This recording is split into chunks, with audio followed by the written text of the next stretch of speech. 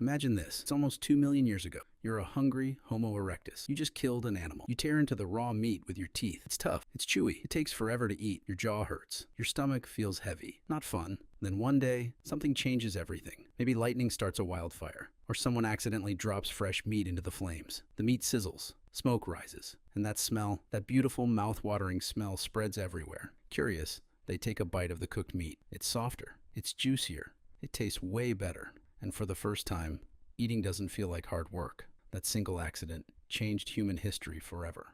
At first, cooking was probably an accident, but ancient humans were smart. They started paying attention. They noticed that food touched by fire was easier to eat and didn't make them sick as often. So they began experimenting. They roasted meat on sticks over open flames. They heated stones in the fire and placed food on them, the world's first grill.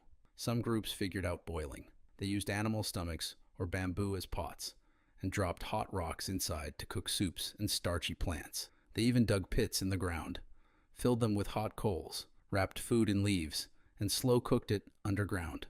Around 780,000 years ago, at a lake in Israel, Homo erectus was already cooking fish on purpose.